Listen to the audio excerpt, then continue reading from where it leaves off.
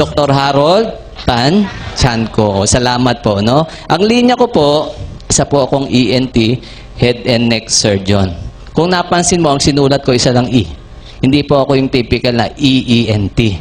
Ibig sabihin, wala po akong training sa eyes. So, huwag kang magtatanong sa akin mamaya kung problema mo mata. Hindi ko madalas pinapakailaman yan. Kasi bakit? Maselan yan eh. Baka mamaya magkamali ako, ikabulag mo pa.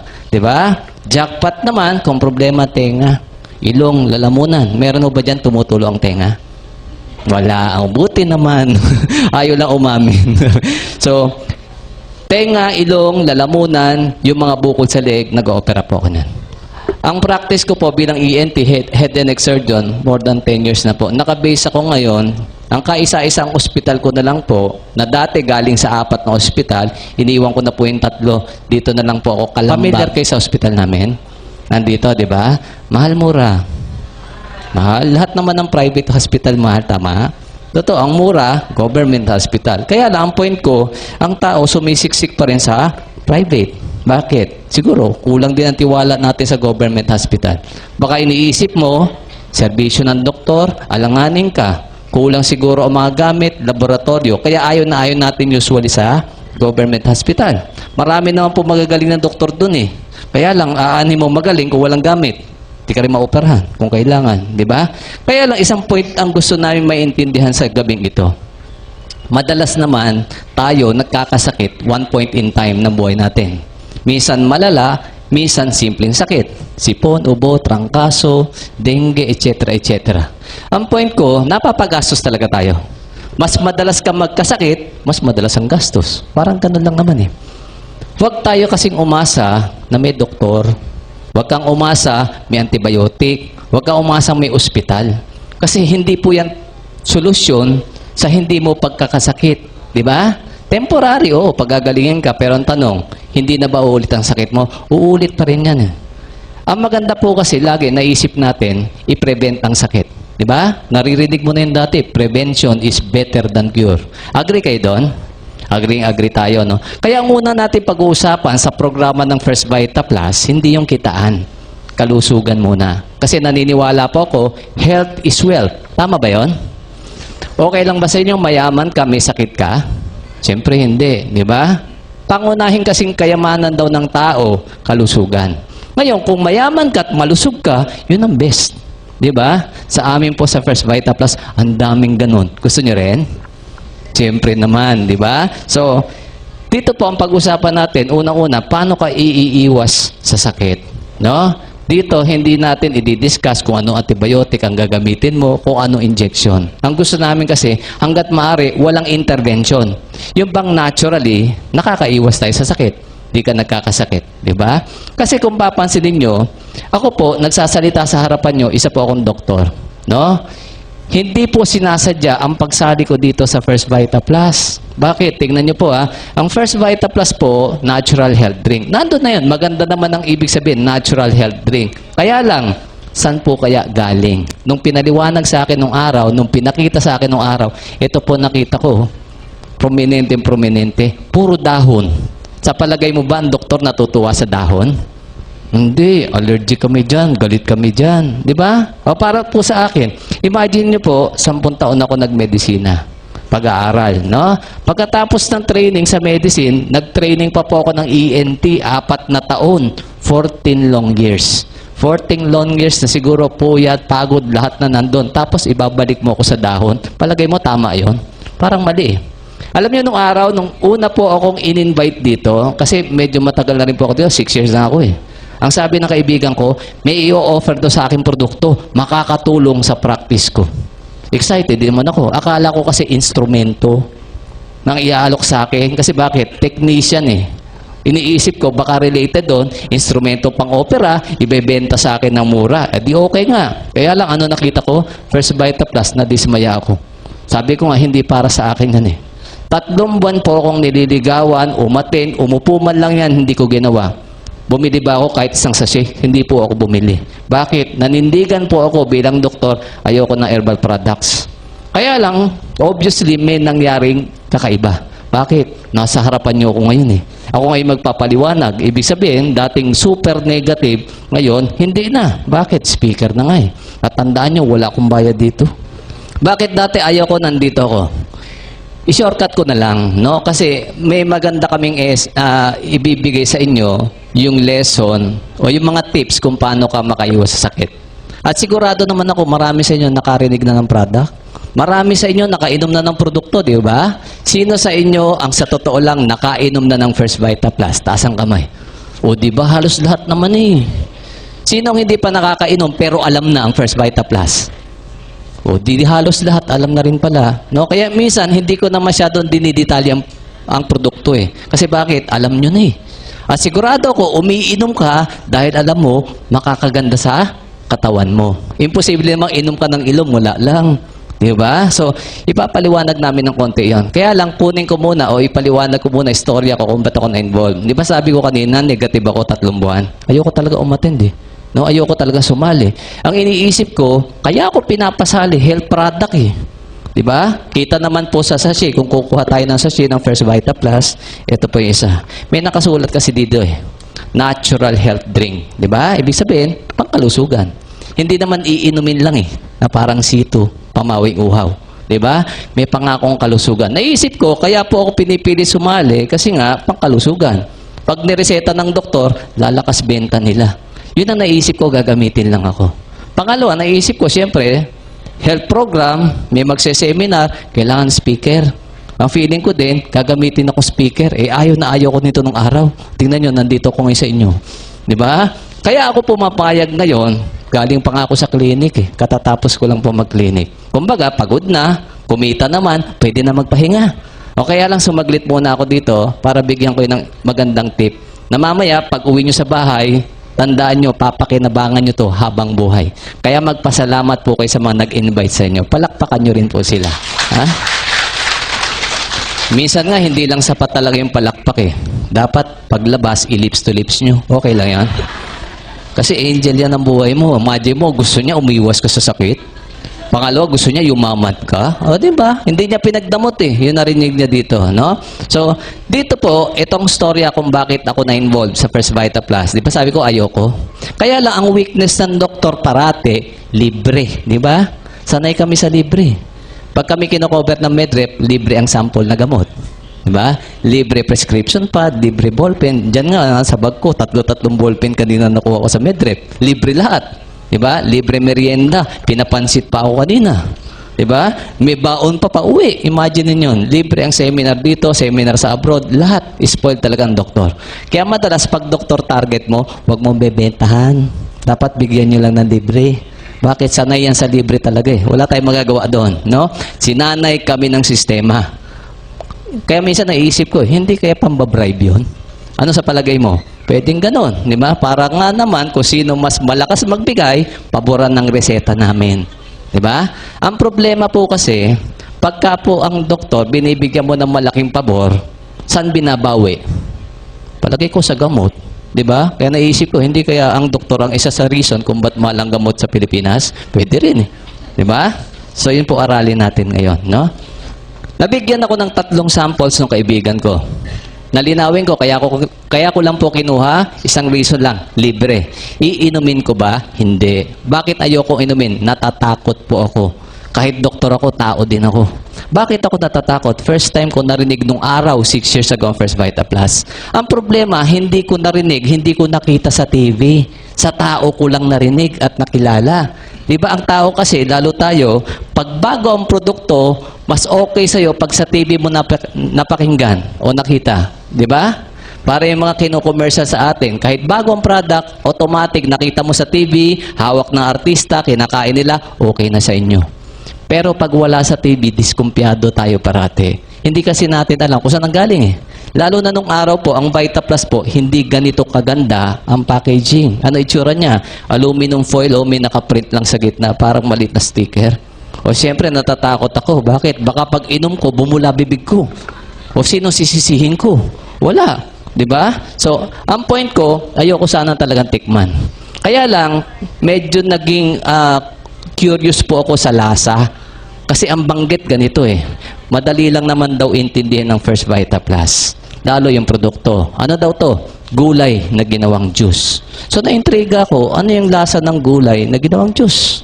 'Di ba? Kasi may concept naman tayo pare-pareho kung ano ang gulay at kung ano ang lasa ng gulay. 'Di ba? Kasi ito basically, ang sabi ang Vita Plus, ito daw 'yan. Gulay ginawang juice. Nung unang pinakilala sa akin yan na ganyan, itong tanong ko, bakit pa siya gagawin juice? Gulay na nga di kainin na lang natin. Subukan mo sa probinsya magpaliwanag ng Vita Plus. Pag tinanong, saan ba galing yan? Galing sa 5 gulay. Banggitin mo yung 5 gulay, anong sasabihin? Bakit pa ako bibili niyan? Ang dami namin yan, kakainin ko na lang. Ang point ko, naiisip nila, pag bumili sila ng ganito, dagdag gastos lang. Totoo naman Bakit? Tingnan nyo, paano mo kinakain ng gulay? Di ba ulam? Totoo yun. Ibig sabihin, kainin mo, may kanin. Lagi may partner. Pag sinabi yung ulam, may kanin. Meron ba kinarinig na tao? Nagmimerienda, talong. Hinangasab talong o kaya kalabasang hinangat-ngat merienda. Diba? Walang ganon. Ang point ko, ulam. Paano yon? Example, tanghalian. Bumili ka ng isang ulam, isang platitong gulay. O, vegetarian ka Gusto mo gulay. O dahil sabi ko nga ulam, may partner yan, isang platong kanin. Hindi naman pwedeng walang panulak. Baka masabi tayo di ba? Dati, sanay ka ang panulak mo, kundi tubig, juice, o kaya soft drinks. Kaya lang, nataniman ka na mahusay pala ang juice na First Vita Plus dahil galing sa gulay, bumili ka ng Vita Plus ngayon. Yun ang panulak mo. Yung gulay na ginawang juice. Gulay. Di ba pareho lang? Gumastos ka sa 2 bagay, pareho lang. Practical ba yon? Tingin ko hindi. Di ba? Nagdoble-doble lang O dahil doble-doble, di tanggalin na natin isa. Tanggalin mo na lang ito. Anong natira? Yung juice. Ibuhos mo sa kanin. Ulam. Pwede ba? Pwede. Pag bata, pwede. Di ba? Isip bata, pwede rin. Di.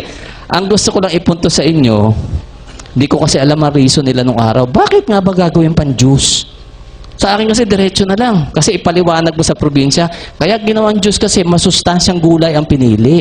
Ang sasabihin sa'yo, di lalo na dapat lecture na lang para unahin kainin ng tao yun. May point din naman. Di ba? O tingnan nyo tingnan po natin kung ano yung pinanggalingan na gulay. Kasi basic naman Ang First Vita Plus, nakasashay. Bakit? Natural health drink siya, powder form. No? Ibig sabihin, powder form, para mainom na juice, ititimpla natin sa isang basong tubig. Iklaro po natin lagi yan isang basong tubig. 240, 250 ml o 8 ounces kung didihan ng bata. No? Ganun po ang dami ng tubig. Bilin nyo yun. Kasi minsan nagkakamali sila kalatang, tinitimpla 1 litro. Wala nang lasa kasi pagka ganun no? So dapat isang baso lang pong tubig. Pwedeng mainit, pwedeng malamig. Depende sa sitwasyon. Ano daw sitwasyon yun? Halimbawa, ang init ng panahon, gusto mo refreshing. Ano maganda? Malamig na tubig. Pag may sore throat, ano maganda? Siyempre, mainit na tubig. Ganun lang naman no? Depende rin sa kursunada mo. Pero base po sa mga pasyente ko na nabigyan ko, usually pag may sakit, ang sabi sa akin, mabilis daw umepekto pag lukewarm ang tubig. No? O tingnan nyo, ang daming umuo. Bakit? Totoo po yun Naniniwala din ako doon na kahit papaano po kasi, yung init ng tubig, energy yun No? Ibig sabihin, mas mabilis siguro lalong ma-activate kung ano yung maganda sa Vita Plus. Mas mabilis ma-absorb ng katawan ng tao. Parang ganon, no? So, ito lang ang Vita Plus no? Powdered juice drink, pero hindi lang basta pamawi ng uhaw. Di ba? Pinakita ko rin kanina, natural health drink. Pansinin mo yung gitnang salita. Health, ibig sabihin kalusugan. Di ba? So, ito binili po ng tao, hindi basta pamawing uhaw Nung araw, wala halos gustong bumili. Kaya lang ngayon, milyon-milyon na po ang umiinom ng First Vita Plus. Grabe. Napakarami na pong gumagamit. Bakit? Siguro may magandang napala. Kasi unang-una, i-analyze natin. Health drink. Ibig sabihin, may pangako. Kaya ka nag-try siguro nung araw, kasi nga, ang pangako nito, may pangakong kalusugan. Baka sakali, uminom ka, umokay kung ano nararamdaman natin. Example lang, kung ang produkto hindi magaling, may pangakong health, ininom mo. Walang nangyari maganda sa'yo. Tanong, uulit ka pa kaya? Siyempre, hindi na. Tingnan nyo ang Vita Plus dati, kukunti umiinom. Bakit ngayon, milyon-milyon? Bakit ngayon, hindi lang Pilipino, pati ibang lahi? Diba? Ibig sabihin, totoo ang produkto sa pangako niyang kalusugan. Palakpakan nyo naman ang Vita Plus doon. Natutuwa ako kasi 6 years pa lang company. 6 years ang company, alam nyo, milyon na pong taong natulungan pagdating sa kalusugan. Yung iba, simpleng sinusitis lang, allergic rhinitis. Kaya lang, yung kabilang extreme, mga may cancer, may bukol, mga sakit na hindi gumagaling sa doktor, natulungan ng produkto. Nakakatuwa eh. Kaya lang, on the side, hindi lang pala kalusugan ang nabago sa Pilipino. Nakakatuwa eh. Napapagmalaki po ang kumpanya, pinagmamalaki ko lubusan. Bakit? Sa loob ng 6 na taon niya na pinush ang First Vita Plus sa Pilipinas, alam niyo po, ang multi-millionaires at millionaires na naproduce ng First Vita Plus as of May 2012, nasa 10,000 na po. Imagine niyo yun. Na-imagine niyo ba? Ikumpara mo sa isang kumpanya na matagal na. Diba? Yung mga kumpanya nagwa 100 years na ngayon, kino-commercial pa nga eh. Tanong, sila kaya, ilan na ang naging milyonaryong empleyado nila? May naririnig kayo? Siguro ilan-ilan. Nabibilang sa daliri. Imagine mo, First Vita Plus, 10,000 na mahigit ang milyonaryo at multi-milyonaryo. Tatagal pa po ang company ng ilang taon. More than 10 years. Probably 20 years or more. Kung sasali ka, pagdating ng araw, isa ka na rin sa milyonaryo. Okay ba yun? Kaya maraming yumaman kasi ang battle cry natin dito, iwas sakit. No, ibig sabihin, hindi ito kasi yung kumpanya na ang gusto, puro kitaan ang pag-usapan. Kami po, totoo, no? Ang gusto namin, makatulong muna sa kalusugan. Kung may kita, kasunod na po yon, no? Kaya lang maganda, lagi namang nagsusunod. May natulungan ka, hindi po naiiwanan yung kitaan doon, no? Pag-usapan natin, no, yung kaso ko. Kaya po ako napasali dito, natikman ko lang product. 3 produkto lang po ang binigay sa akin. Naulitin ko, kaya ko lang tinik, kaya ko ininom dahil libre.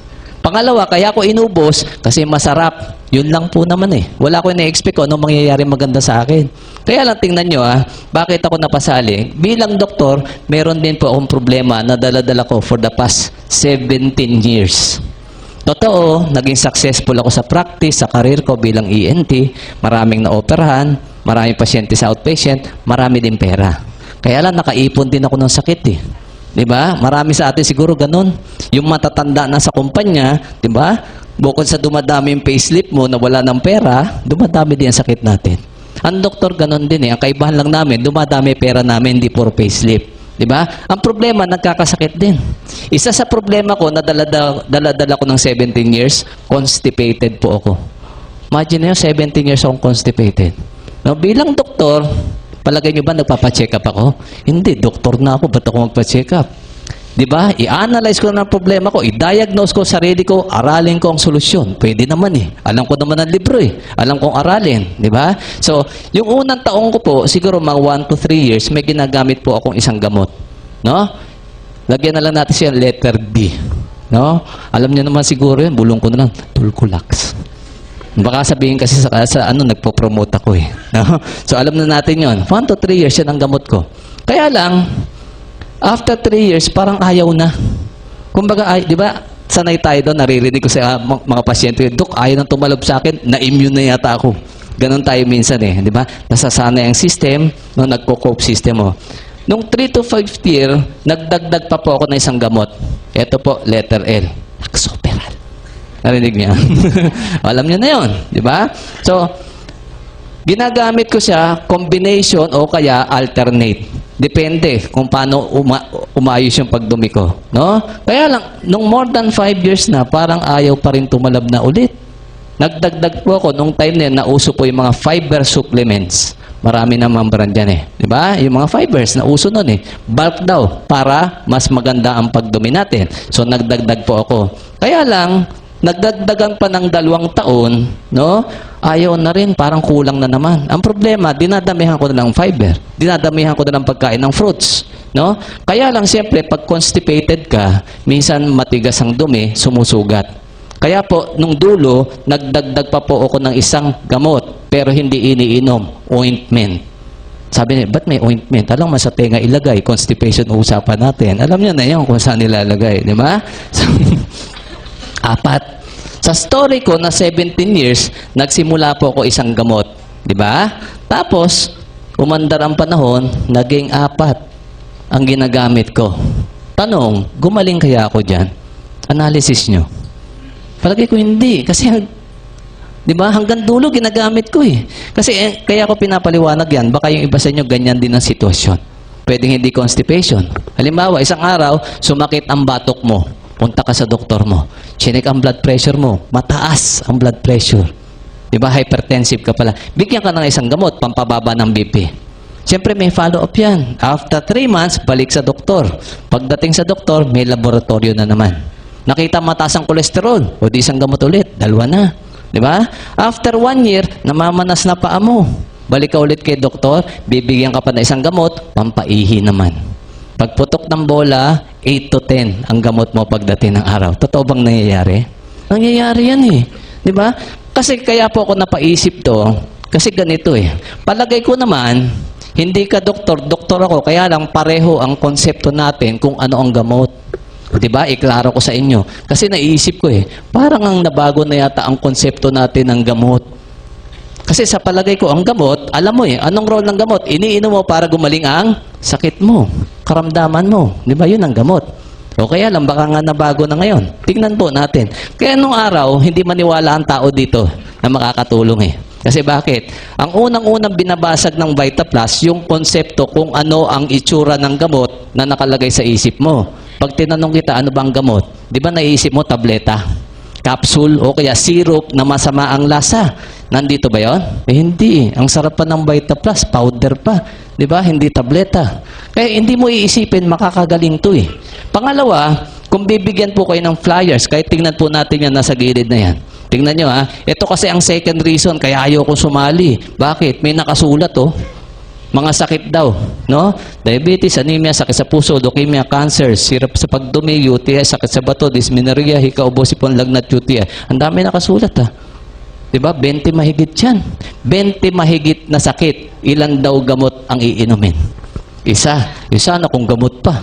Diyos nga Maniniwala kayo? Siyempre hindi. Kung hindi maniwala ordinaryong tao, lalo ang doktor. Kasi sa atin, di ba, kahit di ka doktor, alam mo to isang sakit, isang gamot. Kuha tayo ng sakit. Halimbawa, ang problema natin, hika. Ano po ang gamot sa hika? Ventolin. Kadalasan. Favorite yun salbutamol. Bumili ka ng Ventolin, inatake ka ng hika mo. 1 week, ininom mo yung gamot, okay ka na. Ang nabili mo pang 2 weeks kasi reseta ni Doc. Sobra ngayon ng 1 week ang gamot mo. Tinago mo na lang. After 1 week, sumakit almoranas mo. Salbutamol ba ulit? O syempre, iba na ulit. Siguro na-gets yung gusto kong may share sa inyo, di ba? Pag dami ng sakit ng tao, dami ng gamot. Kasi isang sakit, isang karamdaman, isang gamot. Tapos sasabihin mo, ito lang. Di ba? Sino maniniwala doon? At tingnan mo kung gaano kalupit, may nakasulat dyan, cancer. Humanap ka dyan ng bedridden na may cancer stage 4. Yung halos patitigok na. Tapos sasabihin mo, cancer ba yan? VitaPlus lang yan. Ano kayong gawin sa'yo? Sasampigahin ka ng kamag-anak nun. Di ba? Akala binibiro mo Papainumin mo ng juice, cancer yun. Di ba? Kaya hindi matanggap ng tao Example pa. Humanap po kayo na may psoriasis. Alam niyo yung sakit sa balat na psoriasis? Madalas, ang may psoriasis, suki ng derma yan. Suki ng doktor yan. Minsan, hindi lang 1 taon, 2 taon, 10 taon. Vice Mayor nga natin, 25 years Di ba? Kung kilala nyo, si Atty. Porsing. Bakit 25 years sa doktor, Tapos sasabihin mo, psoriasis ba yan? VitaPlus lang yan. O baka tadyakan ka ni attorney noon. Di ba? 25 years, espesyalista, ang gagamot, nagpunta pa ng abroad, tapos ikaw hindi doktor, magyayabang kang VitaPlus. Di ba? Ang hirap tanggapin. O kaya nung araw, walang bumibili. Kasi ang purpose ng First VitaPlus nung araw, iwas sa sakit. Ano ibig sabihin pang iwas? Prevention. Di ba? Kung prevention, ito kasi ang kinukumpara ng tao. Prevention din ng vitamin C. Di ba? Kino-commercial nga sa cancer din, sa ubo, di ba? Resistensya, pambuild, no? Kaya lang, comparison, presyo nito at vitamin C. Ang laki ng diferensya. Mura lang ascorbic acid, lalo sa generic. Di ba? Samantalang ito may presyo daw. Pareho lang pang iwas. Kaya lang, nagkaiba kami saan? Sa totoong resulta. Hindi po namin akalain na yung pinopromote namin nung araw na pang-iwas, actually, makakagaling o makakatulong sa karamdaman. No, doon kami na-shock. Imagine niyo tulad ko. Dumating sa punto, doktor ako, nagkasakit ako. Ibig sabihin, pasyente rin ako. 'Di ba? 17 years po. 'Di ba? Nag-aral ako, pinag-aralan ko kung anong iinumin ko, nauwi ako sa 4 na gamot. Di rin ako gumaling eh. Tapos nabigyan po ako ng 3 sachets ng Vita Plus. 3 sachets lang na naubos ko ng 3 araw, naglaho ang 17 years kong problem. Tanong, hindi ba ako mapapaisip nun? Napaisip ako dun eh. Bakit? Dati, gamot sa butika ang iniinom ko, hindi ako gumagaling. Gamot na tinuro sa amin bilang doktor ang iniinom ko. Tapos ngayon, yung hindi ko alam kung anong ininom ko, yung pa nagpagaling sa akin. Kaya to po, inanalyze ko eh. Bakit? Maraming natulungan eh.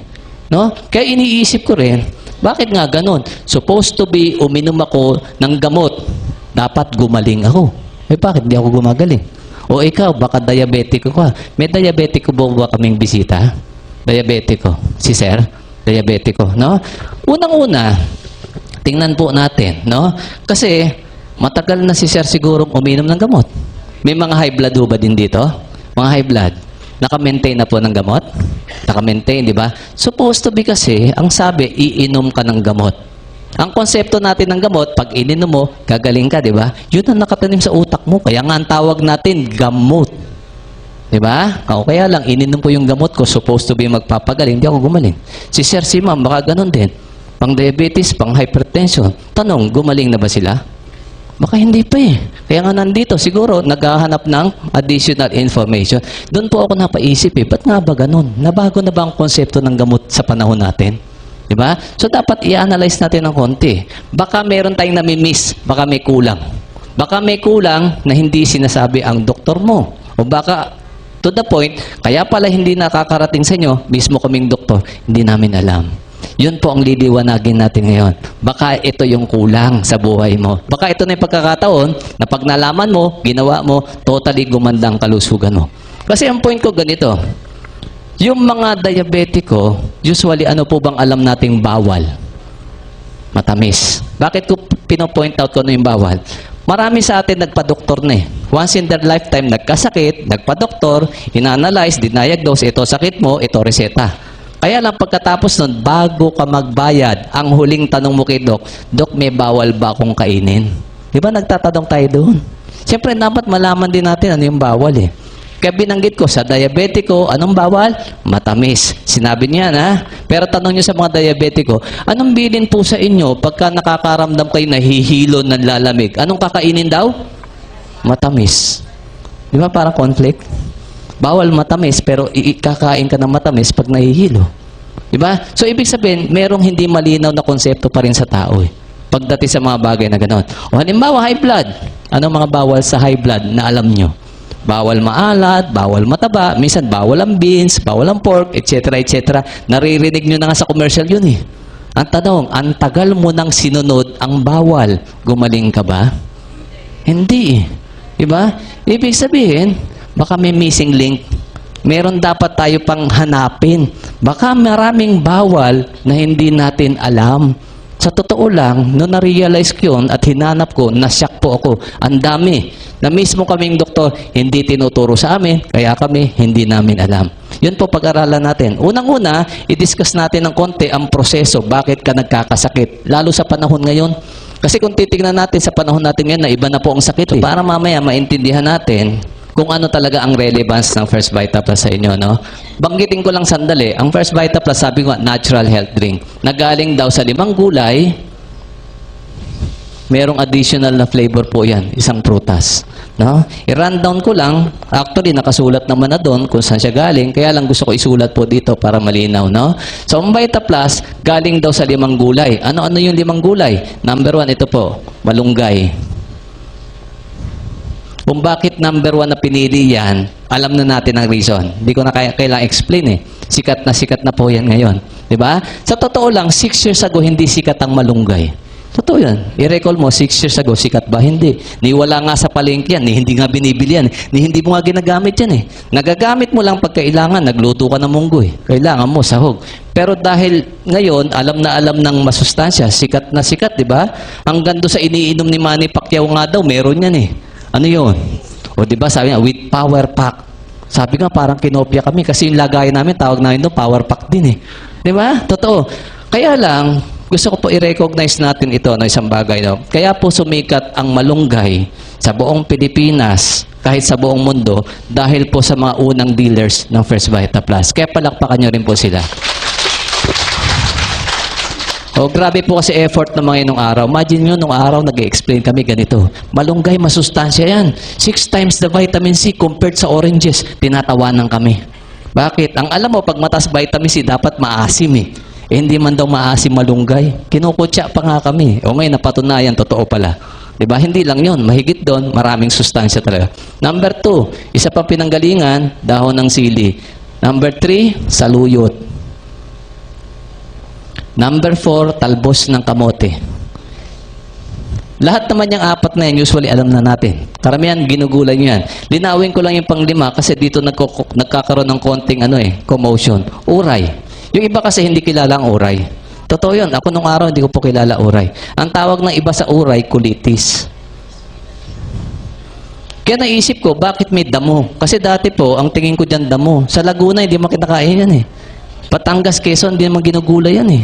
Kaya sabi ko, tama, gulay na ginawang juice, 4 dyan, gulay. Eh bakit may damo? Hindi ko na naiintindihan nung araw. Ni-research ko na lang po, inaral ko. Nagulat ako, ang tawag pala sa uray, Chinese spinach. Pag narinig mo spinach, gulay ba yan? Oo naman. Bakit? Bata ka pa, kilala nyo na spinach. Gawa ni Papay. Totoo yun. At kilala mo spinach, hindi lang basta gulay. Masustansyang gulay.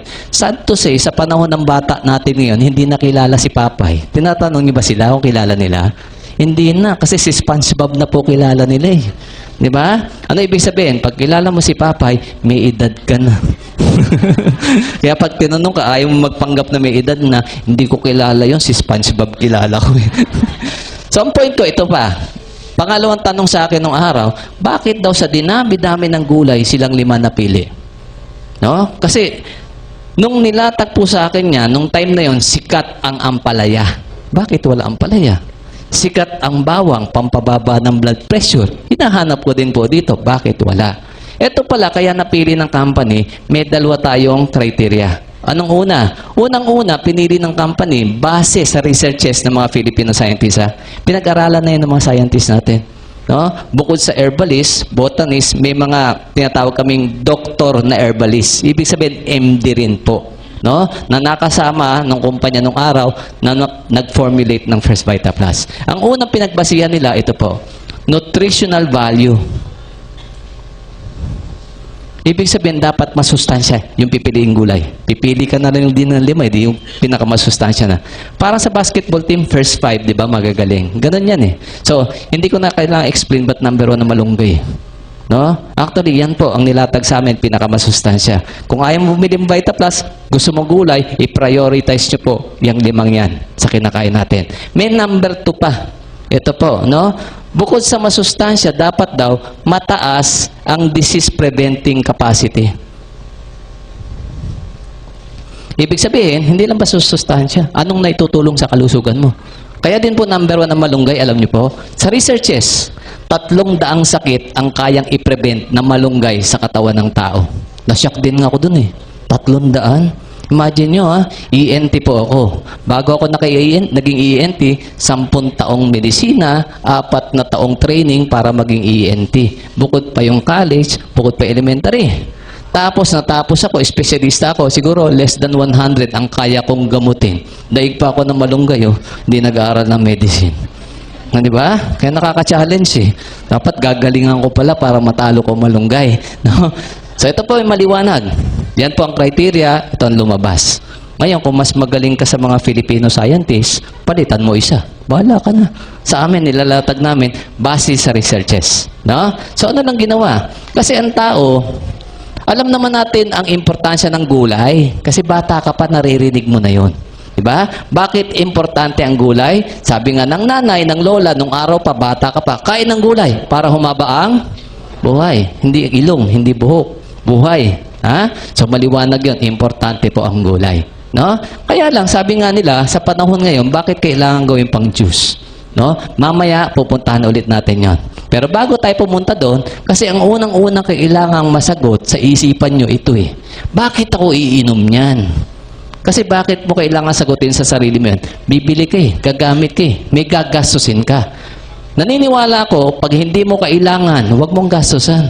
Di ba? Sayang pera eh. Kaya dito nililiwanag namin sa inyo, ano ba silbi ng produkto para sa katawan natin? No? So, unang-una, health product yan. So, ibig sabihin, ang pag-usapan natin, kalusugan. No? Tingnan natin kung itong kasagutan na to, sasagutin yung why mo sa buhay, i-consider mo ang Vita Plus. Kung hindi naman, consider mo rin yung 5 gulay na yan. No? Ito po, umpisahan natin sa pag-analyze ng word na sakit. Kasi doon naman tayo mag-focus talaga eh. Disease. At gusto ko maintindihan nyo isang bagay na hindi tinuro sa akin sa medicine. No? Saan nanggaling ang salitang disease?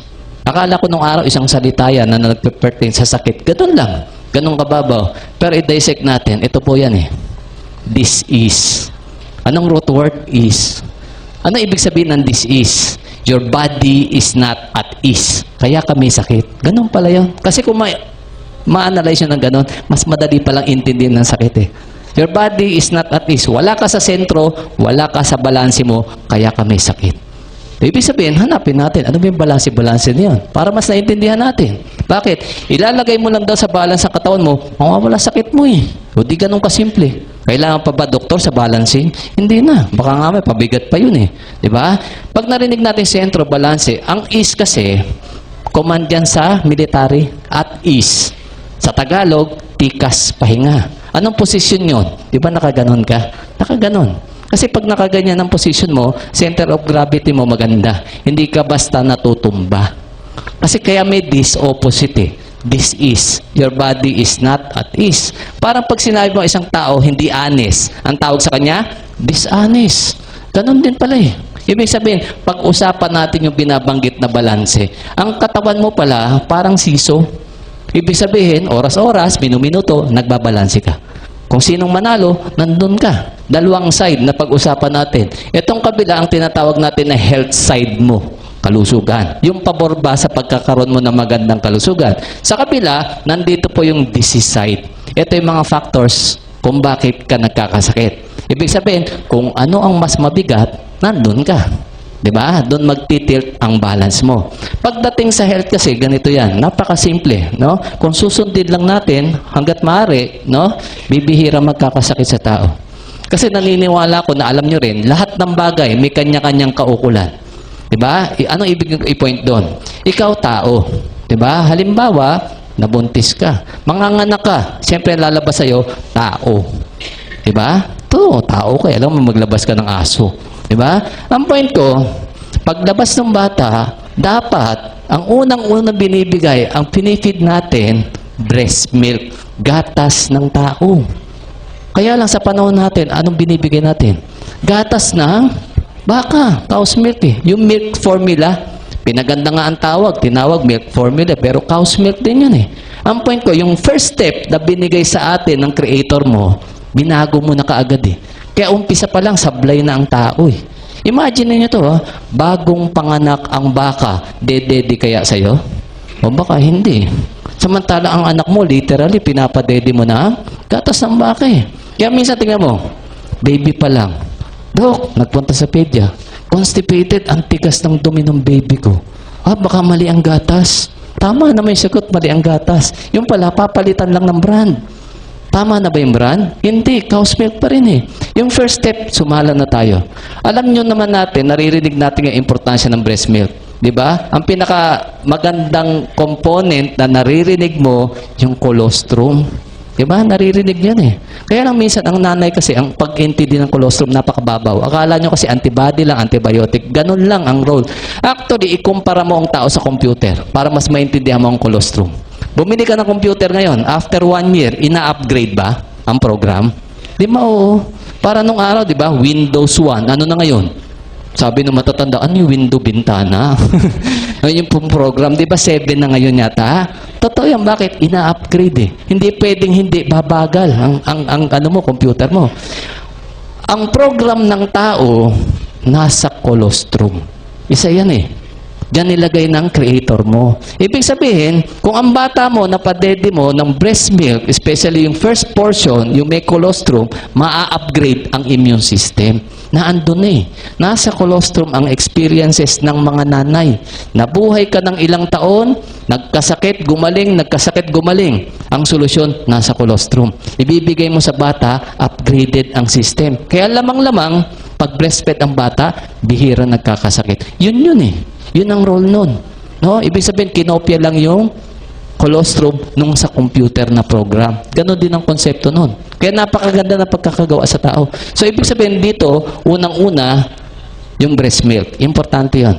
Natutuwa nga ako sa panahon natin, pinopromote na ang breastfeeding. Diba? Pangalawa, naririnig mo naman to. Vaccination. Diba? Bakuna. Ang bakuna, maraming sakit talagang naiwasan ng tao dyan. May mga nawala nga tulad ng smallpox eh. Nawala po yun sa face of the earth, sabi nga nila. Nasa laboratorio na lang daw po ang live smallpox viruses. Wala na po sa tao. Na-eradicate gawa ng bakuna. Bihira na rin po ang nagkakapolio gawa din ng bakuna. Kaya magpasalamat din tayo sa bakuna. No? Measles, mumps, rubella, bihira na tinatamaan dahil di sa bakuna. Ang problema, dumami ang bakuna masyado. Napansin nyo ba? Totoo, maraming essentials na bakuna. Kaya lang naniniwala po ako, hindi lahat yun importante. Diba? Bakit ko nasabi? Kasi tingnan natin, ang analogy ko kasi ganito. No? Ang tao na-expose ka sa mikrobyo. Nagkakasakit ka, trangkaso, etc. etc. Vaccination yun eh. Yun ang natural vaccination mo. Yun ang proseso mo eh. Bata ka, nagkakasipon ka, labas-masok sa ilong mo. Di ba? Totoo yun. Nakikita nyo ba yung mga squatter? Hubot-hubad. Ang laki ng tiyan, no? Labas-masok ang sipon. Pero pag lakihan, tingnan nyo, titibay ng resistensya. Nagpapaulan nga eh. Anak mo, hindi nauulanan. Hindi sinisipon. Pero tingnan mo, lagi may asthma. Iba ang sakit eh. Di ba? Bakit? Wala yung natural immunization.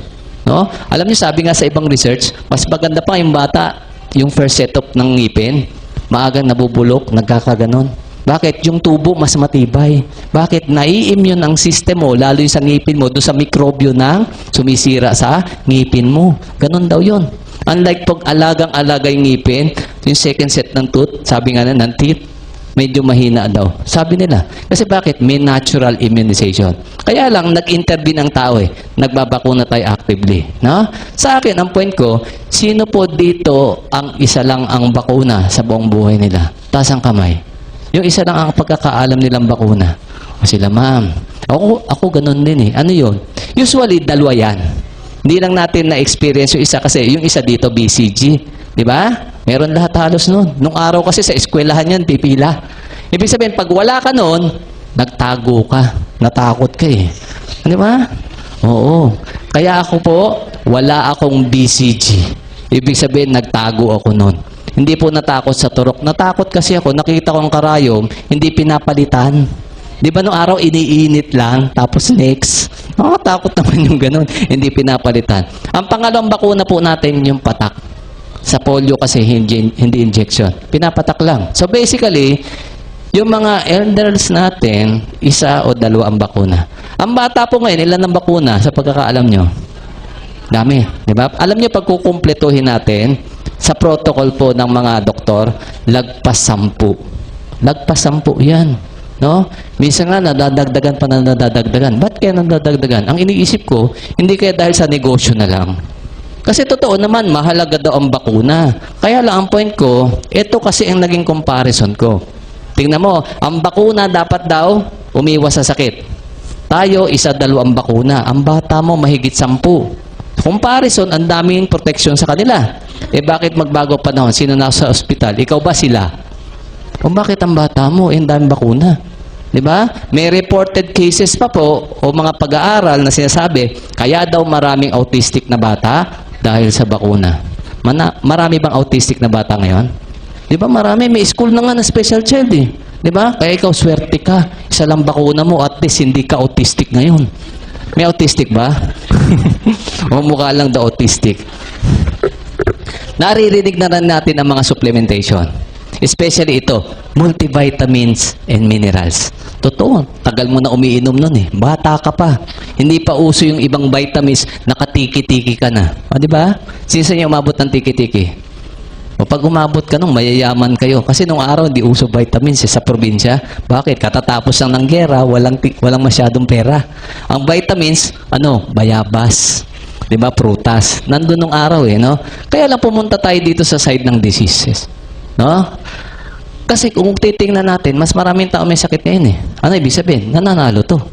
Hindi nananalo to. Bakit? Napabawasan nga eh. Diba? Nabawasan, nawala ang breastfeeding natin. Ang supposed to be multivitamins natin na binibili mo, ang tanong, sapat kaya? Totoo kaya ang sinasabi ng commercial na complete? O yun ang i-analyze din natin. No? Punta tayo sa disease side. Unang-unang kalaban ng tao, since time immemorial, mikrobyo, bacteria, viruses, fungi. Di ba? Kalaban ng tao yan. No? Yan ang karamihang pumapatay sa tao nung araw. No? Pangalawa, naandyan din yung tinatawag nating pollution. No? Kaya lang, may third factor po dyan na pinakamabigat. Yun ang pag-uusapan natin. Ito ang deciding factor kung bakit ang balance mo napupunta ngayon sa sakit. Kung bakit ang bata mo laging may sakit. Nandito yan eh. Sa pangatlo. No? So kung titingnan natin dito, may importante palang nangyari. Binanggit ko kanina, halimbawa ito, bacteria, viruses, o microbes in general. Nung araw, sinabi ko, ang pinamamatay ng taong common, infections. Totoo, nung araw kasi nakakamatay ang tuberculosis, ang dami namatay dyan. Bubonic plague, tetanus, ang dami namamatay dyan nung araw. Kasi wala pang antibiotics. Eh, siyempre, matalino ang tao. Naka-invento tayo ng mga gamot, antibiotics. Kaya binabalik ko ulit yung word na gamot eh. Kasi ganito ang pagkakaintindi natin sa gamot ha. Halimbawa, meron kang infection sa baga, pulmonya. Siyempre, punta kay doc. In-examine ka, oh, may plema nga, inuubo ka nga. Sa x-ray nakita, may pneumonia ka nga. Bibigyan ka ng antibiotic ngayon. Ni doc, di ba? Ang sabi ni doc, iinumin mo ang gamot mo, iinumin ang gamot 7 to 10 days. O walang palya, ininom mo. After 10 days, wala na ubo mo, maginhawa na paghinga mo. Repeat x-ray, okay na, clear na ang baga mo. Pagbalik mo kay doc, okay ka na, wala nang finding sa x-ray, sasabihin ba ng doktor mo ganito? Okay na yung antibiotic mo. Ibaba mo na lang, gawing 250 once a day maintenance. May ganun ba? Wala. Bakit? Magaling ka na eh. Kasi ang point ko, yun ang gamot. Ininom mo, gumaling ka. Hindi yung ininom mo ngayon, ang sabi ng doktor mo, yung gamot mo habang buhay yung gamot mo lifetime Ang tanong, gamot ba talaga yun? Parang na-twist di ba? Sa panan ako, hindi gamot yun eh. Kasi ang gamot, pang sakit eh. Yung iniinom mo, pang simptomas eh. Walang simptomas, pero ang sakit mo, nasa katawan mo pa rin. Di ba? Kaya mahirap mag-rely sa gamot ngayon. Bakit? Yung iba doon, di na nga totoong gamot eh. Kunyari na lang yatang gamot eh. Bakit? Kung talagang gamot, after 1 month, tapos na ang gamutan, magaling na tayo. Kaya mahirap mahulog ngayon sa pagkakasakit, sa paggagamot. Dapat maintindihan mo, ito lang naman, balancing act lang naman pala eh. Mabalansi mo, okay, di babalik ang balance, health side ang mananalo. No? Ito nga lang, ang shift. Infection, nagagamot ng mahusay na antibiotics. Ang gumawa ng antibiotics, negosyante rin naman eh. Walang pag-usapan doon. Diba? Isa nga sa kahangahangang antibiotics na nauna, imbensyon ng Pilipino, baka hindi nyo alam, erythromycin. Naka-imbento niyan Pilipino. Ang unang brand niyan, Ilozone. O baka nare-recall pa ng iba. Ilozone. Bakit? Na-discover po yun sa ilo ng Pilipino. Kaya Ilozone ang pangalan. Diba? O nadagdagan. Ibig sabihin, matatalino talaga mga Pilipino. Diba? So, ibig sabihin, nung araw, infection, antibiotic, gumagaling. Ang problema, gumagaling agad. Nakita na negosyante. Diba? Mahirap pala pag negosyo, antibiotic, kasi nga, limited ang kita. Eh, paano kung next year ka na ulit magka-infection? Next year ka na ulit bibili ng gamot. Kaya ngayon, dati, infection kinamamatay, ngayon po na iba ang trend ng sakit ng tao. Napunta po tayo sa tinatawag nating lifestyle diseases. No? Hindi lang napunta dyan. Dyan na tayo ng dyan. No? Naipon. No? Ano naman yung lifestyle diseases? Ang lifestyle diseases, kukuha ako ng example Ito yung madalas namin dinidiscuss dito. Under ng top 3. Top 3 na pinamamatay ng tao sa buong mundo. Kaya discuss natin yan. Maraming sakit, totoo lang. Kaya lang dito ako mag-focus kasi dito tayo din kinukumpul eh. Dito tayo iniipon. No? Number 1, cardiovascular diseases. Sakit sa puso, stroke, hypertension. Number 1 yan. No question about that. Amerikano, Pilipino, Inchik, lahat. Nandito kinamamatay eh. Ang mapapansin mong pagbabago, kasi nung araw, inaatake sa puso, matatanda lang. Di ba? Na-stroke, matatanda lang. Ngayon, kahit bata, alam niyo po, Calamba doctors, dalawa dyan sa ICU nila, sa record nila, dalawa na dyan ang 13 years old na na-stroke. Imagine mo, 13 anyos na stroke na. Di ba? Totoo yun. Mabigat yun. Nung araw, ang inaatake sa puso, sabi nga nila, yung matataba, yung high blood. Eh bakit ngayon, low blood, na-stroke, nag-heart attack? Di ba? Minsan, physically fit, atleta pa nga eh. Tapos, nag-heart attack pa. Nung araw, ang sabi nila, yun lang daw pong may lahi. Ngayon po, hindi na kailangan ng lahi. Kaya lagi namin sinasabi, pag hindi nyo naiintindihan yung idinidiscuss namin dito, pagdating ng araw, tatamaan ka rin yan. Lahat po tayo candidates sa heart disease, sa ayaw at sa gusto nyo. Kaya dapat may maintindihan tayo dito maganda. No? Number 2 problem. Sigurado naman ako, aware kayo dito. Dumadami may cancers ngayon. Di ba? O ito, sumikat ang colon cancer nung namatay sino?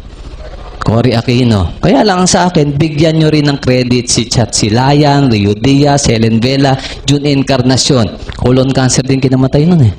Charlie Dabao yung latest. Ronald Reagan may colon cancer din. Di ba? So, ang dami na. Pero mas maraming ordinaryong tao ang pinatay ng colon cancer. Di lang sikat, kaya hindi na-mention. Ang point ko, yung binanggit ko, sikat. Ibig sabihin, may pera. Nagpa-check up. Ginamot. Buhay patay. O kasi cancer kalaban. Kaya takot tayo dito eh. Di ba? Ang point ko, ito pa. No? Dumadami ang cancer ngayon na minsan o nung araw, hindi mo masyadong naririnig o nababalitaan. Kaya minsan pag narinig mo, ano yun? Kakaibang cancer ba yun? Example lang po, yung cancer na kinamatay nung asawa ni Camille Prats. Natandaan nyo? Kasyak tayo doon, di ba? Ang bata nung asawa, 30 plus lang, nasopharyngeal cancer. Yun din po ang cancer ni Romel Aducul, yung basketballista. Di ba? Ang dami kong pasyenteng ganyan nung araw. Totoo yun. No? Isa na lang ang buhay. Imagine niyo yun. No? So far, yung isa yata hanggang ngayon umiinom ng Vita Plus, buhay pa rin. Di ba? Yun nakakatawa eh. No? Pagdating naman sa breast bukol, tumor sa breast, o breast cancer, no? Pag kinuha nyo po kasi yung statistics, no, sa Pilipinas at sa buong Southeast Asia, number 1 ang Pilipinas pagdating sa breast cancer. Palakpak naman kayo dyan. Oh, may pumalakpak na. Ba nagulat kayo? Ba't nga ba pumalakpak? O at least masunurin kayo. No? Congratulations. Ang point ko, gusto ko yung i-aware. Totoo naman, medyo mali ang reaction. Kasi hindi man beauty contest para palakpakan eh. Kaya lang okay lang yon para magkaroon tayo ng awareness. Bakit nga matay number 1? Kasi dito nakita ko, ang daming babae dito. No? Ito ang mensahe nun para sa inyo. No? Nandito ka sa Pilipinas, na kung saan sa Southeast Asia, number 1 sa dami ng breast cancer. Tayo pinakamarami, kung tutuusin. Diba? Ngayon, anong ibig sabihin nun sa inyo? Yung bansa kinalalagyan mo, marami may breast cancer. Lamang-lamang, kung ano yung nagbigay ng breast cancer sa kanila, nasa tabi-tabi nyo lang din. O dapat alamin mo yun. O sabi naman ng doktor, ito, may breast cancer awareness, di ba? Ang sabi ng doktor, breast exam, mammogram check-up. Napansin nyo ba, ang sinasabi lagi may bayad? Meron ba sinabi, ito, iwasan mo, libre naman, sinabi lang. Walang ganon eh. Kaya minsan sinasabi ko, bitin eh. Kaya nagtaka ako, bakit nga ba namin hindi sinasabi? Ito lang na-analyze ko, kaya namin hindi nasasabi, hindi rin namin alam. No? O, pangatlo, diabetes. At sigurado ko, alam mo kung ganong kalala ang problema natin sa diabetes ngayon. Kasi ang Pilipinas po, 500 per day po na Pilipino ang nagkakaroon ng diabetes. Yan po ang rate natin. Marami ba yan? Marami yan. Kasi yung 500 na yan, gagaling ba yan? Hindi. Isang araw pa, 500 ulit. Di 1,000 na yun. At tingnan nyo sa buong mundo, ang statistiko po, 300 to 500 milyong katao na po ang diabetiko sa buong mundo. Marami yan? Marami yan. Marami din dyan, doktor. Kung ngayon tanong, diabetiko ka, punta ka sa doktor mo, diabetiko rin. Magtiwala ka? Yan ang point ko eh. Hindi nyo lang alam, maraming doktor diabetiko. Totoo yun. Hindi ko sasabihin. Baka magalit sa akin. Maraming doktor na stroke, high blood. Maraming doktor, hospital lang. 3 dyan, alam ko, kinikimotherapy. O nag-underwent ng chemotherapy. Doktor. Maraming doktor akong kilala kaysa Manila, mas bata sa akin na stroke. O ba't ganon? Ang point ko, may pare-pareho tayo hindi alam. Kasi kung alam ng doktor, hindi sila magkasakit ng ganon. Kung alam ng doktor diabetes, hindi sila naging diabetiko. Di ba? Ang masaklap, umaasa ka, kulang din pala. Yun ang mabigat. Dadagdagan natin ng konti ngayon. Na baka sakali, kung idagdag natin dito, mas gumanda ang laban mo. Kung meron ka na. Kung wala naman, mas maganda-ganda ngayon ang pag-iwas natin. Okay sa inyo yan? Ito ang unang-unang ina-advise ko sa tao, no? Kasi balikan po natin yung tatlong sakit na yan. Heart disease, cancer, diabetes. Actually, marami pa iba eh. Kaya ako na-focus dito. Nung araw may tawag tayo dyan, sakit ng mayayaman. Di po ba? Ngayon, mayaman lang ba nandyan? Hindi, pati mahirap eh. O mahirap ka, anong ginagawa mo sa sakit ng mayayaman? Nainggit ka sa mayayaman? Ganun ba yon? May isa pa akong tawag dito eh. Tawag ko dyan, death trap. Trap yan eh. Bakit trap? Pag nandyan ka na, yan ay kamamatay mo. Baon mo na yan eh. Tama ba yon? Totoo yun. Label mo na yan. Nung araw kasi nakakabalita tayo, namatay ang tao, haba ng buhay, 100 plus. Ba't namatay lola mo, 129? Nakalimutan ng huminga, sa katandaan na. Di ba ganon? Meron ka pa nababalitang ganon. Di namin alam, di na lang gumising eh. Ilang taon na ba? 112. O ngayon, tingnan mo ang tao, pag namatay, ba't namatay lolo mo? Na-stroke yun eh. Lola mo, may cancer yun eh. Tiyuhin mo, may diabetes yun eh. Napapansin nyo, lahat tayo may label na sakit.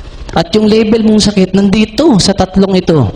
Ito, naging top 3 sa simpleng reason kasi dumadami yan. At kaya trap yan, tingnan mo. Pag ginagamot ba yan, 1 buwan lang, 1 linggo lang? May tawag nga sa gamot eh, maintenance, medication, repeated check-ups, and laboratory. Ang point ko, huwag kang pumasok dyan. Trap nga yan eh. Diba? Sa amin kasi, no, kung titignan natin, nagsimulan tayo dito eh. Lifestyle, yan ang tawag dyan eh. Diba? Yan po ang way kung paano ka ipasok dyan. Ito ginagamit sa atin eh. No? Sabi ko, nagkaroon ng shift. Dati, infection. Ngayon, ito ang kinamamatay natin. Pag-aralan natin kung paano na itatanim sa inyo to. No? Ang lifestyle, madali kang dalhin dyan eh. Papasok dyan. Ito ang famous na ginagamit sa atin dyan. Yung word na masarap. Di ba pag masarap, ang hirap iwasan? Kaya pag masarap, minsan sitatang mo sa doktor mo, Dok, ba't ganun? Lahat na lang ng masarap, bawal. Umaangal ka pa nga eh. Kasi bakit? Tingnan natin kung bakit yung masama naging bawal. At tingnan natin kung paano tayo na-shift from infection to lifestyle diseases. No? Kasi ganito ang ginawa sa atin. Sa ayaw, sa gusto nyo, sa palagay ko, sa pananaw ko, ang sakit nyo ginagawa na para sa inyo. Ginagawa na yan. Dadating ang time sa buhay mo, haharap ka sa isang tanong. Pagdating ng araw, ganito lang ang tanong. Anong gusto mong sakit? Multiple choice naman ang sagot. A, B, or C, or all of the above. Nakapili na kayo? Ayaw. Di ba? Ang sa amin, piliin nyo po, none of the above. Kasi may sagot namang ganun eh. Di ba? O pag-aralan natin, paano maging none of the above ang sagot nyo. No? Unang-una, pag-aralan natin kung paano na-shift ang sakit ng tao. Ganito lang naman yan eh. Ang bottom line dyan, alam nyo, ito eh, it's all about the money. Negosyo ng kalusugan. Ang masaklap, ikaw ang pinagninegosyohan. Kalusugan nyo, talo kayo doon. Kaya minsan sinasabi ko nga eh, totoo, ang doktor, concern sa'yo. Kaya lang minsan, totoo nga bang 100% lahat ng doktor mapapagkatiwalaan nyo? Nag-iisip ka rin. Bakit? Ang point ko, tignan mo mas maganda sa doktor, mas maraming sakit ang tao. Mas maraming may sakit, mas maraming pasyente. Diba? Mapapagkatiwalaan ba ospital? Mahirap din. Kasi ang ospital, design ng ospital, hindi lang basta may sakit. Grabe yung sakit mo. Kaya nga may kwarto para ma-confine. Kaya nga may operating room para ma-operahan. Subukan pumunta sa Maynila. May bago silang machine doon. Halimbawa, latest. Pan-detect daw ng breast cancer. Lalagay pa ng ospital sa labas, di ba? Because we care. Naniwala ka doon? Ang negosyo yun eh. Pang-akit yun eh. Di ba? Babayad ka. Kung saan totoo yung we care, sana libre na lang. Okay, half the price. Pwede pa, papayag ako. Di ba? Ang ganda na nga din siya sabi, because we care. Totoo naman yung pang-akit. Wala tayong magagawa kasi negosyo. Negosyante na po kasi kadalasan ng may-ari ng ospital. Yun ang mabigat. Ang point ko, nung araw, nakikita nyo, ang ospital ang liliit. Kadalasan ng ospital nung araw, pag-aari ng doktor din. O kaya mga, itinatawag natin religious groups. Kaya nga nung araw, St. Luke's eh. Di ba mga madre? Totoo yun eh. Bakit? Usually, nag-umpisa sila, foundation, charity hospital. Nakita, maganda negosyo. Pinasok ng negosyante. Ang talo, sino? Tao. Di ba? Talo ka lang kung magkakasakit ka. Tanda mo. Kung hindi ka magkakasakit, hindi ka apektado doon. Wala na pinag-iwanan. Halimbawa, ang negosyo mo, punerarya, anong gusto mo? Maraming mamatay. Ganon lang naman eh. Tingnan mo ang negosyo na side eh. Kaya sabi ko nga, sa panahon natin, parang ang hirap na talaga magtiwala sa tao basta't negosyante ang takbo ng utak. Di ba? Anong solusyon? Huwag kang magkasakit. No? Yun po ang gagawin natin dito. No? Ito po ang dalawang step para ka mahuli dun sa pagkakasakit. Sabi ko nga sa inyo, nung araw, infection lang eh. Ang dali namang gamutin yan ngayon eh. Minsan nga, kahit wala ng doktor, nagagamot mo yan, di ba? Punta ka sa Mercury. May sakit ka. Pabili nga po ng mag-asawang gamot. Di ba? May doktor ba doon? Wala. May doktor ba nagreseta? Ito, inumin mo. Mag-asawang gamot. Nagulat nga ako nung una ko narinig yun. Ano mag-asawang gamot? Di ba? Amoxicillin. At saka, may phenamic acid. Nasyak nga ako doon. Naka-invento pa tayo ng word no, mag-asawang gamot. Tinanong ko nga eh, kailan pa kinasal? O, ito po yung step ha. Ito yung way paano tayo nahuli sa sakit. Unang-una, para magkasakit ang tao, ginagawan po tayo ng deficiencies. Kakulangan sa Tagalog. Paano daw tayo nagagawa ng kakulangan? Kakulangan niya sa sustansya. Sinasadya. Paano? Ang ganda nga ng word eh. Ang word na ginagamit, refinement. Kasi pag narinig mong refine, malinis, magandang pakinggan, di ba? Totoo naman eh, malinis. Saan? Malinis na sa sustansya. Wala nang tinira. Tingnan mo ang difference ha. Ikumpara nyo ang raw sugar sa refined sugar. Alam nyo ang raw sugar, ang daming vitamins. Nagulat nga ako eh. Diba? Kaya kung titingnan mo, diba sa mall, yung cane sugar, yung juice, masustansya po yun, totoo yun. No? Kaya lang anong difference sa refined? Tinanggal na lahat ang sustansya, ang vitamins, ang enzyme, ang cofactors. Anong tinira? Calories na lang. Nagdagdag naman ng chemical, yung pinampaputi sa sugar. Kaya ang layo ng diferensya eh. Ang kanin nung araw, binabayo lang naman sa probinsya yan, di ba? Nung araw. Wala naman yung sinasabing pinapalis eh. Nung araw, basically brown rice. Wala namang white rice nung araw, na-invento lang pang palis. So, naging ang kanin natin na shift ngayon. Magandang tingnan ang puti. Tama, refine, malinis. Malinis ulit saan? Sa sustansya, sa vitamins, sa cofactors, sa mga importanteng enzyme. Ngayon, tinanggalan ng sugar, tinanggalan ng kanin mo, o yung bigas pala, ay yung palay ng sustansya. Tinapon ba yon? Hindi. Ba't naman itatapon? Bakit? Pakikinabangan nila yon. Bakit? Alam nila ang nawala dun. Kailangan mo. So, gagawin nila yon, dun sila kukuha ng raw materials panggawa ng vitamins na bibilhin mo. To begin with, dapat pala hindi ka na bumibili ng vitamins eh. Nasa kanin mo na eh. Nasa asukal mo na eh. Kaya lang, na-trick ka. Maganda kasing tingnan ng refine. No? Umaandar dyan sa isip natin, pag refine, malinis. Tama tayo doon. Binanggit ko kanina, malinis sa sustansya. Ang problema sa deficiency, minsan natsatsambahan ng tao yan eh. Example, nagkaroon ka ng sakit, hindi ma-diagnose ng doktor mo. Lahat na lang ng doktor inikot mo, hindi alam kung bakit may masakit sa'yo. X-ray, ultrasound, MRI, lahat na pinatest sa dugo mo, walang makitang problema. Yung pala, ang problema mo lang, meron kang deficiency sa isang minerals o vitamins. No? Example, dahil nanawa ka na doktor at isip mo ngayon, wala na siguro talagang oras ko na. Umuwi ka na lang ng probinsya nyo. Doon na lang ako abutin. No? Pahinga na lang ako doon. Pagdating sa probinsya, walang ginawa kundi kumain ng fresh. Fresh fruits, fresh vegetables, manok na, di ba? Yung native, itlog na organic, lahat magandang kinakain. Biglang gumaling. Anong ibig sabihin?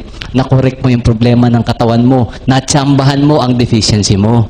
Kaya maraming istoryang ganun eh. Umukay nang umuwi ng probinsya eh. Kaya alam din po ng negosyante na pwedeng matsambahan yan.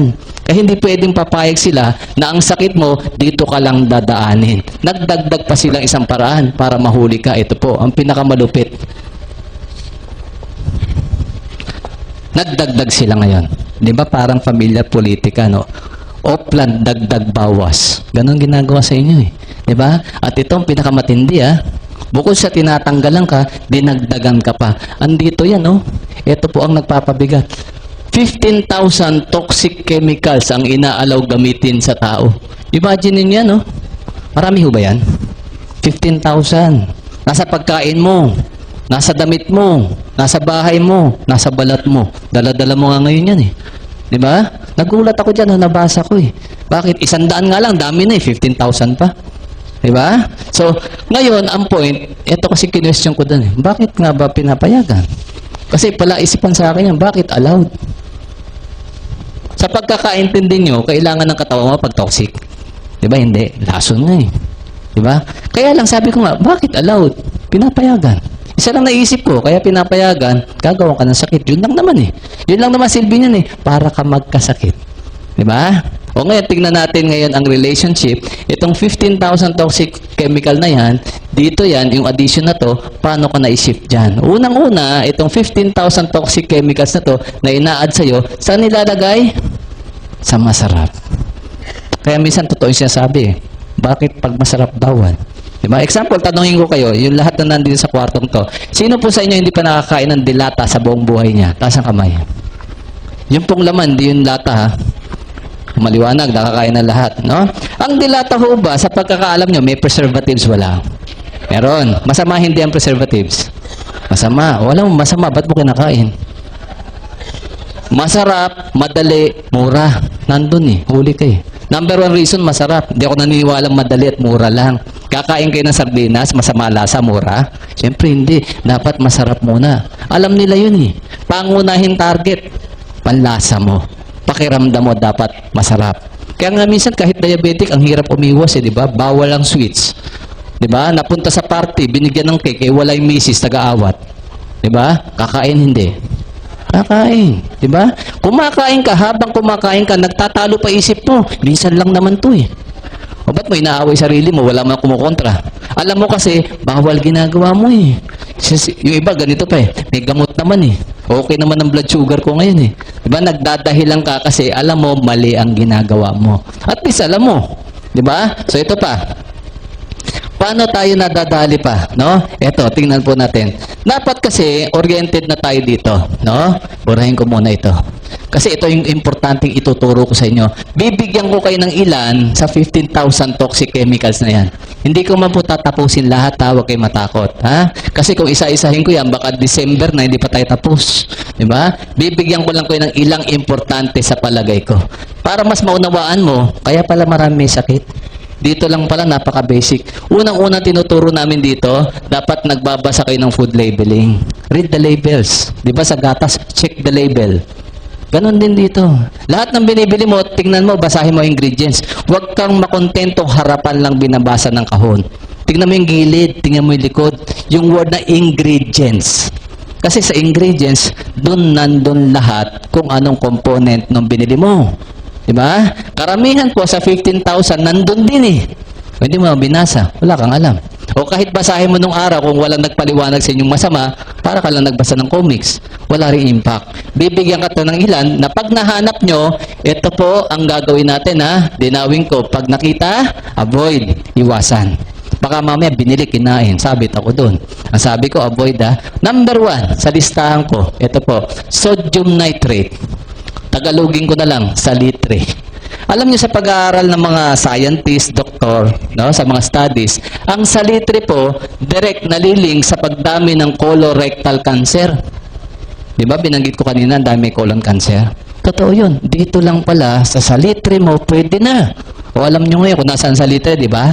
Tosino, hotdog, langgonisa. Sinong mahilig dyan? Bata mo. Sinong bumili? Bata mo rin? O hindi, ikaw, magulang. Ang point ko, ikaw ang gumagawa ng sakit ng bata mo pagdating ng araw.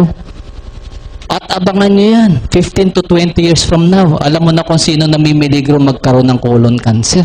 Dapat binabago natin. Dapat nagde-demand tayo. Meron naman pong produkto ngayon, processed meat, nakalagay, walang salitre. Prioritize nyo ganun. Di ba nakakita na kayo? Produkto, tosino, nakasulat, walang salitre. Di yun ang hanapin mo. Ang point ko kasi, pwede naman palang wala. Ba't nilalagay nung araw? Kasi walang may alam na masama eh. Okay na ilagay. Diba? O number 2. Sino po sa inyo hindi pa nakakain ng soft drinks sa buong buhay niya? Taas ang kamay, papainumin ko ngayon din. Soft drinks. Wala na? Lahat nakainom na. Ako po, napapagmalaki ko, 6 years na po ako hindi uminom ng soft drinks. Mahirap? Mahirap. Bakit mahirap? Masarap eh. Bakit ko napigilan? Nabasa ko po ito sa dyaryo. No, hindi ko man sinasabing tigilan nyo. Bahala naman kayo. Ino-orient lang namin kayo. Ito po, nabasa ko 6 years ago. Itong reason kung bakit hindi na po ko umiinom. Nabasa ko sa Philippine Star. Ito pong report na to galing Amerika. Napa-report lang sa atin. Basahin ko po ang title na lang ha. FDA report, cancer-causing chemical found in some soft drinks. Nashock ako eh. Doktor ako, hindi ko alam to. Doktor ako, umiinom ako ng soft drinks. Kaya para maraming doktor may sakit din eh. Yung mga basic na ganito, hindi namin hinahanap. Di ba? Kaya lang, ini-expect ko mag-iingay. Kaya lang, kinabukasan, nawala na issue. Tanong, importante bang malaman nyo? Oo naman, nakaka-cancer eh. Di ba? So ito po, hindi ko lalagay ang brand, isulat ko lang po kung ano naman yung chemical. Ito kadalasan preservative din. Kaya binanggit ko kanina yung preservative na word eh. No? Sodium benzoate. Ang benzoates po, usually preservative sa mga iniinom nyo. Hindi lang soft drinks iniinom mo. Juices ng bata mo, i-check mo. Nasa Tetra Pak, nasa foil. 90% ng product natin made in the Philippines, yan ang preservative pagdating sa juices. Nasyak ako dun. Halos lahat ng tingnan ko, meron eh. Ano daw sakit ang naibibigay ng sodium benzoate? Blood cancers. Ano ba ang blood cancers na alam nyo? Leukemias. O kaya pala maraming bata sa Pilipinas may leukemia. Dito lang pala pwede na eh. Di ba ang bata addict sa soft drinks? Totoo yun. Sino na naman bumili? Yung bata mo? O hindi, magulang. Sa probinsya nakakita ko, baby, dumedede, soft drinks eh. Kung gaano kasama yun. Di ba nakikita natin yun? Kasi hindi ka aware na ganun pala. Minsan nga, sama ng loob namin eh. Nagpo-promote kami ng Vita Plus, health drink, pang kalusugan ha. Binubusisi kami ng todo-todo. Pero ni minsan, hindi binusisi yung iniinom na soft drinks. Di ba? Inom ka ng inom. Tinanong mo ba sa manufacturer? Saan ba gawa ang soft drinks? Ano ingredients? Lahat ba yan mahusay sa tao? Wala eh. At alam natin, ang soft drinks, wala naman talaga na ibigay na maganda sa katawan nyo. Meron ba? Wala, di ba? Sakit may binigay? Anong sakit? Ha? Ulcer, gastritis, diabetes, ang dami. O hindi kayo doktor. Alam nyo, sakit binibigay. Ba't may iniinom? Nandun yung sagot, oh. Huwag ka na mag-isip. Masarap eh. Di ba? Totoo yun. O number 3, ang pinakamasamang fat na pinapakain sa inyo, trans fat. Tandaan mo trans fat ang pinakamasama. Saan ka na-orient? Cholesterol. Ba't ganun? Ito pinakamasama, hindi mo alam. Tawag dito ng araw, alam nyo? The silent killer. Cancer ang binibigay. Ang trans fat naman, related sa heart disease, related din sa diabetes, at 40% daw na may bukol sa breast, mataas ang trans fat level sa dugo. So sa mga babae, double check pagdating sa kinakain nyo. Ang trans fat po, mayamang-mayaman yung mga biskwit na baon nyo. Kung may baon kayo, check mo eh. Kung walang nakasulat sa harapan, ito hanapin nyo hydrogenated vegetable oil. Yun din po ang trans fat. Linawin ko, pag nabasa nyo vegetable oil lang, okay yan. Wala tayong pag-usapan. Kaya lang, pagkakabit ang salitang hydrogenated, ibang usapan na yan. Naging bad oil ang healthy oil. Sino yung may kagagawan? Oo. Alam nyo, 2003, bawal na yan sa Europe eh. Majority ng European countries, bawal na yan. 2012 na tayo ngayon, ginagamit pa sa'yo. Bakit? Nung naban sa kanila, may gumagawa pa eh. Sayang naman, ibenta sa Pilipinas, hindi ba nila alam eh. O kawawa tayo, dumping ground. Nasa tinapay, nasa biskwit. Minsan nga po, hanggang palaman nyo sa tinapay, meron yan eh. Isang katutak. Dinimanda ng New York City government ang KFC at McDonald's 3 years ago sa isyung trans fat. Ba't ko binanggit? Sino sa inyo hindi pa nakakain sa fast foods? Wala na, di ba? So, nanalo ang New York City government. Total ban na po ang trans fat sa New York City. Gumaya ang California. Sa atin, hindi pa bawal hanggang ngayon. O kaya dapat, hanapin mo na. O para mas malinaw, ganito po. Pakita ko sa inyo, Ito kasi isang brand na to, galing Europe ito eh. Nabibili sa atin, made in Italy. Di ba may sticker, pulang-pula? Ano nakasulat? No trans fat. Ganon ka big deal sa kanila. Pinapalagyan ng label. Di ba? So dapat, ganon din tayo. Yung iba naman nabasa na yan eh. Sa Coffee Mate, narinig nyo nga sa commercial yan. 0 grams trans fat. Kaya lang hindi mo kinwestiyon. Bakit may ganon? Para saan ba yung sabi nga ng isang health buff, si Jack LaLanne, sabi nga niya, paggawa ng taong pagkain hanggat maaari, huwag mong kainin. Lalo kung may pangalan. Kasi nga naman, pag may pangalan, negosyo yan, korporasyon yan. Ang habol niyan lagi, tubo. Kung paano makikreate ang produktong mas mura, no? Na kikita sila ng malaki. Eh ngayon, paano mag-create ng mura? Puro artificial na lahat, pati flavoring eh. Di ba? Kasi mas mura yung ganun eh. Doon tayo kasi nadadali. So dapat, mag-ingat tayo. Information lang naman eh, ang kailangan natin para tayo umiwas sa mga sakit na to. No? So, number 4, refined carbohydrates. Madali maintindihan yung refined carbohydrates kung paano ka nagkakasakit kasi binanggit ko na kanina, di ba? Sa refinement, tinatanggalan ka ng sustansya. So, dapat pala, hindi ka na masyado dito. Ano yon? Madalas sinasabi ko yan, binabanggit ko, yan po yung mga whites. White sugar, white bread, white rice. Bumalik ka na sa masustansya talaga. Ano po yon? Brown sugar, muscovado. Brown rice, wheat bread, di ba? Nakikita nyo naman eh. Yung iba naman kasi, alam namang masustansya ang wheat bread, ang brown rice. Pero ba't bumibili ka pa ng pampaputi ng kanin mo? Yun na hindi ko maintindihan. Di ba? O kasi, ang puti, maganda, masarap sa paningin. Yun din yun eh. Di ba? Basically, doon ka rin na-attract. Number 5. Number 5, hindi naman kinakain. Kaya lang, nalilink din eh sa pagkain mo. Plastics. May kumakain ba sa inyo ng plastic? Wala naman siguro. Maganda invention ng plastic kasi po ang plastic, gawa ng tao yan eh. Maganda kung upuan mo, silya. Diba? Lamesa. Okay lang yun. Kaya lang, napunta tayo kasi sa plastic, yung lagayan natin ng tubig, ng pagkain. Tanda mo ang plastic chemical base yan.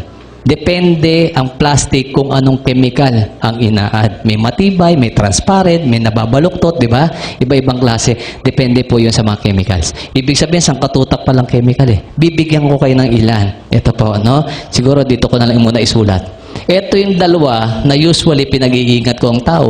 Kaya ko sinasabi, pag uwi mo mamaya, i-check mo ref mo. Nasaan ang tubig nyo sa ref? Kung nasa plastic, palitan mo na ng container na glass yung nababasag. Please lang, no? Unang-una ang plastic, may chemical po yan na tinatawag na nating dioxins, no? Ang dioxin mabilis ma-release pag sinunog ang plastic. Kaya 'di ba pag nagsusunog ng plastic, ayaw mo yung amoy. Doon pa lang sa amoy niya, alam mong chemical ang nire-release. Pangalawa, kahit hindi po susunugin ng plastic, pag tumatanda ang plastic, nagli-leak ang chemical. Saan pumupunta? Saan sumasama? Sa tubig, sa pagkain. Ito po, no, ang dioxin nalilink sa dalawang sakit. Unang-una, sa pagtaas daw ng breast cancer.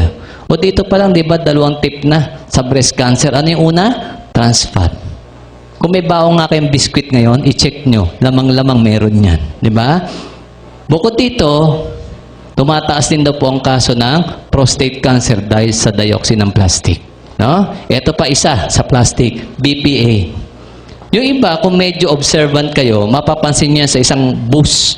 Merong bus na kasi nagdadala ng commercial sa likod, di ba? Gumagawa ng plastic, may nakasulat, BPA free. Dapat kinu-question nyo, bakit ba BPA free? Ano bang meron sa BPA? Bakit kailangan walang BPA? Ang BPA po, bisphenol-A. Pampatibay po ng plastic mo. No? Okay naman, tumibay ang plastic eh. Kaya lang, nung pinag-aralan po ang BPA, 3 sakit pa lang na ibibigay sa tao. Anong target sa ating sakit na top 3? Ito pansinin niyo yan. Heart disease, diabetes, goiters. Dito pa lang pala, pansin mo, huli na yung 3. Di ba? Kasi ang goiter, nagiging cancer din yan. Tandaan nyo. At tingnan nyo kung gaano tayo nataniman ng BPA. Lalo yung younger generation ngayon. Kasi nakita nila, maraming dedihan ng bata ngayon, mataas ang BPA content. Nasa dedihan ng bata. Di ba nung araw, ang dedihan natin, di ba? Yung bubog, yung glass, yung nababasag. Ba't biglang nawala? Nag-shift tayo sa plastic kasi mura. Kasi hindi daw nababasag. Kaya lang, hindi kaya ang question dapat ganito. Baka kaya tinanggal yung glass dahil kukunti ang nagkakasakit doon. Sa plastic marami. Di ba? Kasi parang namang, bakit para sinasadya eksakto? Tapos nasa bata mo, ibig sabihin, walang kamalay-malay, walang kalaban-laban, ang bata mo natataniman. No? On number 6, bawas na po tayo sa paggamit natin ng fabric conditioner. Kasi nung araw, wala tayong problema dyan, ginagamit natin pampatigas ng damit. Di ba? Almerol. Ang almerol kasi cornstarch, walang problem. Maganda naman gamitin kasi malambot ang damit, mabango. Doon ka rin na-attract. Kasi yung malambot sa pakiramdam at mabangos sa ilong, masarap na pakiramdam. Nakuha nyo? Kasi hindi masarap sa pakiramdam kung matigas ang damit mo. Subukan mo maglaban ng brief, lagyan yung almerol. awayin ka ng mister mo. Pag uwi niyan, gas-kasingit yan di ba? Totoo, tigas ang... Fabric conditioner, bawasan na lang ang gamit, ha? Sa akin kasi, tingnan nyo, nung inaral yan, alam nyo ba lumabas? 10 chemicals ang content niyan. 3 daw doon nakakapagbigay ng cancer sa'yo. Paano pumapasok? Nasisipsip ng balat nyo. Please lang yung bata, kung ikaw hindi mo kayang mawala ang fabric conditioner, yung bata huwag na isama damit. 40% manipis ang balat niyan. Mas maraming nasisipsip. Nung bata ka, anong sinipsip? Cornstarch. Ngayon, ang ganti mo, 10 chemical, unfair ka sa bata mo eh. Kaya lang hindi mo alam yun nung araw. No? So ito, number 7 tayo. Cosmetics. Hindi ko na po i-discuss lahat, no? Kasi marami po yan, isang libro yan eh. Maglagay na lang po ako, especially yung mataas ang lead content, no? Usually, heavy metals ang masama dyan. Tsaka yung naririnig niya, mercury. Diba? Yung mga sa beauty product, made in China, diba? Yung iba pine-face out kasi mataas daw ang mercury. Pareho po kasi yan nakakasira ng nervous system kasama ang brain. Eh, ang notorious sa lead na mataas, ano? Lipsticks nyo. Okay, ako naka-lipstick ka, ito lang question. Kung branded naman yan, absuelto ka na. Lahat po ng mga branded na lipstick ngayon, nag-pull out na ng gamit ng LED. So, mas safe po na tayo doon. Kung branded ginagamit. Yung mga boys, parang patay mali siya. Bakit? Hindi daw nagli-lipstick. Kaya lang may warning din sa inyo. Tanong, humahali kayo? Oh, yes. O, di ba? Ang malupit doon, kasi sa observation ko, pag sa hali ka ng lalaki, laging palunok, pasipsip. Napansin nyo ba? Totoo yun eh. Lalo't pag bago pa lang, di ba? Tingnan mo, babae. Yung lalaki, mag-boyfriend, girlfriend, bago pa lang. Lagyan mo ng lipstick yung babae pulang-pula. Kasasagot pa lang. 1 week pa lang. Iiwan mo sa kwartong madilim. 30 minutes. Paglabas, may lipstick pa ba? Na kanino na? Nasa lalaki. Nilunok mo pa. Ayun ang bigat doon. Di ikaw magkaroon ng lead poisoning. Kaya itong advice ko sa mga boys, no, especially mga lover boys dyan, yung mahilig humalik, no? Bago ka humalik sa partner mo, girlfriend, asawa, pag naka-lipstick, magtanong ka muna kung anong brand. Ha? Sabihin mo na ng ganito, wala nang paligoy-ligoy, ganito ng tanong, diretso. Unleaded ba yan? Di ba uso naman yan na yan? Gasolina. O yun naman ang issue eh, yung lead eh. Di tanongin mo, unleaded ba yan? O number 8 na po tayo, no? Ito po, siguro last na lang natin, antibac. Naririnig niyo word antibac? Di ba? Sa TV, sikat yan eh. Ang pinakasikat kasi na antibac, ito po, triclosan.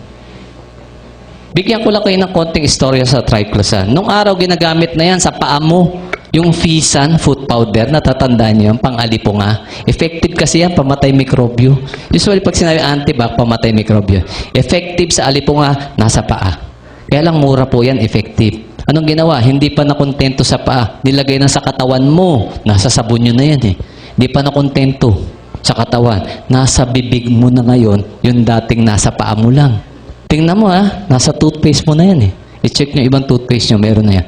Lalo't nakasulat, antibac, 12 hours protection, lamang-lamang may triclosan. Alam niyo ang findings ng scientist dyan? Ang triclosan, nako-convert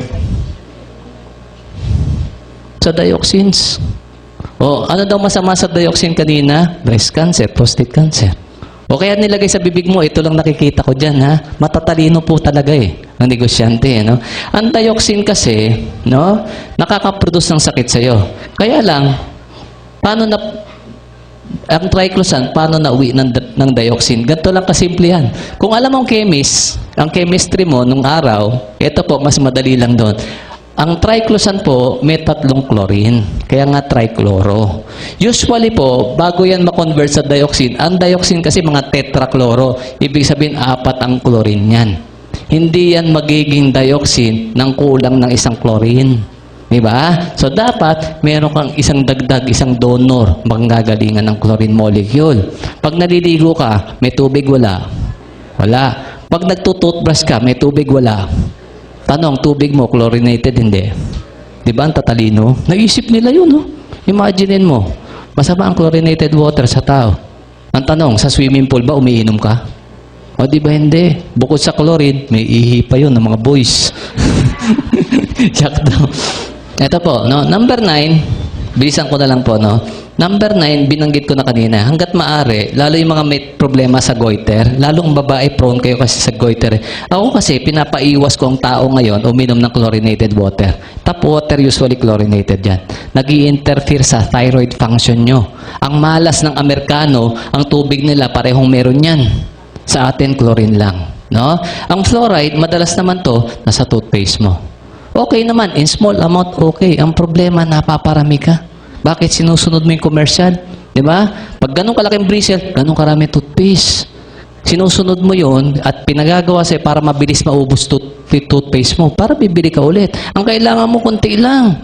Tandaan mo, ang basihan doon, fluoride content. Masama sa tao ang sobra. Actually, poison yan, kung i-consider nyo. Kaya nga ang bata, hindi dapat nagtututpas mag-isa. Delikado. Nilulunok. Fluoride yun, tandaan natin. Diba? Iwasan lalo kung prone sa goiter. Number 10. No? Ito po yung sinasabi ko mga tinatawag nating topicals. Yung mga ina-apply nyo sa balat nyo. Yung masasabi nating for external use only. Una sinasabi ko dyan, alcohols. Mamili na kayo. May safe, merong not so safe na alcohol. No? Kasi madalas naririnig kong ginagamit, isopropyl yata. Ginagamit. Kasi may isang pag-aaral ng propyl alcohol, isopropyl alcohol, nakakatulong po bumilis dumami ang cancer cells. Isang cell biologist po ang nagsabi noon, hindi ako. Kaya lang ang point ko, kung ginagamit mo sa katawan mo, paano kung matsyempohan, may nabubuo ka palang cancer cells, di bibilis ang dami. Pwede namang gamitin ng ethyl alcohol. No? Mas safe po yon. No? Bukod doon, ito pa, yung, kasi summer, total tapos naman ng summer. Sino po sa inyo nag-beach? Nag-Boracay, nagpalawan? Yung iba sa atin, pag nag-beach kasi ayaw ma-sunburn, anong pinapahid mo? Sunscreen. Bakit ka nagsa-sunblock? Nagsa-sunscreen para hindi ma-sunburn. Pangalawa, para hindi mag-develop ng skin cancer. Alam nyo ba napatunayan sa US ngayon? Napansin to Nung hindi pa uso ang sunblock, meron namang skin cancer ang Amerikano. Nung nauso ang sunblock, naging 4 times na dumami ang skin cancer. Alam nyo na-detect? 3 component sa sunblock mo ang actually nakakakos ng skin cancer. Di ba naisahan ka na naman to? Supposed to be po, proteksyonan ka daw Ito pa, yung huling topic sa sinasabi ko, yung pinapahid ng babaeng lotions. Hanapin nyo sa lotion nyo ang parabens. Pag meron, wag nyo nang gamitin. Parang awa mo sa sarili mo. No? Madalas, ito yan, methyl parabens o propyl parabens. Bakit ko sinasabing iwasan? Nasa topic tayong tatanggalin ng Pilipinas sa number 1 spot sa breast cancer. Importante maintindihan nyo yan. Lahat ng bukol sa breast na tinanggal sa Amerika, positive sa parabens. Walang exemption. Anong point nun? Hindi man directly link, pero yun lahat ng bukol meron ito. Baka isa yan sa cause kung bakit maraming may bukol sa breast. Maraming produkto may parabens. Walang problema doon kasi kadalasan yung iba, binabanlawan nyo. Diba? Ang lotions po iba. Hindi mo binabanlawan yan. Pinapasip-sip nyo yan to the last drop. Diba? Naiipon lalo ang parabens sa inyo. No? Kung papansin natin, 10 lang yan. No? Kaya lang, ang tanong ko, natuto ba kayo? Kahit pa paano? O, buti naman, no? Sa akin lang, try nyo i-practice, i-share, no? Ipakilala sa kamag-anak, mahal sa buhay. 10 lang yan out of 15,000. Napakarami. Napakarami pang wala, no? Kaya lang, sa akin, kahit alam mo yung 10 yan, kahit iwasan mo yan, hindi mo totally, di ba, matatanggal. Minsan nakakasingit pa rin yan Diba? Minsan nagagawa mo pa rin. Kaya balikan natin. Yung last, po natin, no? Last, sabihin natin na advice para sa mga taong ayaw magkasakit. Ito po, no? Kasi dito natin malilink ang importansya ng product. Ang product po, kung tutuusin, may nasunod. Yung requirements po ng WHO at National Cancer Institute. Ano po yon? Itong dalawang to, yung mga scientists nila nag-formulate. Anong finormulate nila? No? Ano daw ang gagawin mo para tayo makaiwas sa sakit? Importanteng malaman nyo. Oo naman, pagtiwalaan mo yan, ang gusto niyan, bumaba sakit mo. Pabor sa inyo yan, di ba ganun gusto mo? Kung ang gusto mo, pareho sa objective nila, pakinggan mo. Di ba? Ang objective nila, umunti ang may sakit. Sundan natin. Meron silang sinabing, gagawin mo para ka makaiwas sa sakit. Ano daw yun? Nagulat ako, napakasimple lang. No? Kayang-kaya nga gawin kung tutuusin. Kaya lang, bakit hindi nagagawa? Walang nag-i-impose. Walang pumipilit. Walang nagpapaintindi na ganito ka-importante yun. Ano daw? Dapat daw bawat tao ngayon nakakakain tayo ng 5 to 6 cups ng vegetables daily. Sino sa inyo kumakain ng gulay? Taas ang kamay. O lahat naman eh. Sino nakakakain isang plangganang gulay isang araw? Wala na. Di ba? Mahirap ba? Mahirap po ba? Mahirap. Ang gawin mo, i-divide mo na lang. Breakfast, 1. Tanghalian, 2. Hapunan, 2. Di ba 5 rin yan? Kaya lang ang usapan, daily, araw-araw. Ilang araw ka tatagal? Natansya mo ba? Baka 3 araw, surrender ka na eh. Di ba? Ang kaya lang tumagal dyan, yung mga lahing kambing. Tao ka eh. Mahirapan ka dyan. Tingnan nyo ha. Ang matanda, 5 to 6. Ang usual sa bata, alam nyo, 1/2 to 1 sa bata mo. Nagagawa? Hindi rin. O, tingnan nyo ha. Ikaw, yung 5 to 6, hindi mo kaya. Ang bata mo, hindi rin kaya. Ano yung hindi nyo nagawa? Yung pang-iwas. Anong ginagawa sa'yo? Tinataniman ka ng sakit. Dapat mas kailangang magawa nyo yan. Bakit? Protection mo yan eh. Nilalagyan ka, ito yung pansangga mo eh. Kung titingnan mo, 2 lang pamimilian mo dyan. Sa sakit, sa iwas. Saan po kayo? Siyempre sa iwas. O pilitin mo yan. Sabi na iba sa akin, ang tigas ng ulo nito, ang hirap nga gawin yan eh. Kaya nga pinapakilala sa iyo ang Vita Plus, di ba? O balikan natin yung sinulat ko dito. Saan daw siya galing? 5 gulay, 1 prutas. Kuha ba? Kuha eh. Ang point ko ganito, kaya ka kumakain ng gulay, may kailangan ka. Nung araw, ang alam mong kailangan mo lang dyan, multivitamins and minerals. Niloko ka rin dun eh. Akala mo yun lang eh. Pero ngayon, lumalabas ang totoo. Kailangan mo ang phytochemicals, kailangan mo ang antioxidants, kailangan mo ang coenzymes, ang mga cofactors. Lumalabas sa ngayon yan eh. Ang dating alam mong complete, hindi pa rin pala. Kaya hindi ka rin gumagaling. Di ba? Ang point ko, yan ang kailangan mo sa gulay. Anong ginawa ng company? Since mahirap kumain ng 5 tasa, kinuha na lahat ang sustansya kailangan mo, nilagay na sa isang sachets na to. Okay ba yun sa'yo? Okay yun. Pabor to sa tamad. Hindi ka na mamamalingki. Hindi ka na magluluto. Di ba? Pabor to kung wala ka ng ngipin. Hindi ka na ngangunguya. Uinom na lang tayo eh. Di ba? Ang point ko, wag mo siyang ituring na juice lang. Tandaan mo, ang katumbas ng isang sachet, pag tinimpla nyo sa isang baso, para kang kumain ng 5 taling gulay na pinakamasustansya. Yun ang relevance ng programa. Yun ang importansya ng product sa inyo. Kaya lang, kayo pa rin ang pipili. Diba? Kung ayaw mong gumastos dito, subukan ng press, bahala ka sa sarili mo. Kung anong kaya mong gawin. Diba? Ang mahalaga sa produkto po, lalo sa programa, ang intention po ng company, gumanda kalusugan nyo. Kaya lang, naisisilip ng company, may isa pang malubhang problema ang tao. Diba? O maganda nga ang product, wala mo akong pambili. Diba? Ang problema, gusto kong gumamit, kapos naman ako sa budget. Kaya tuturuan namin kayong yumaman din. Diba? Malusog ka na, maganda kalusugan mo, mayaman ka pa. Okay ba sa inyo yun?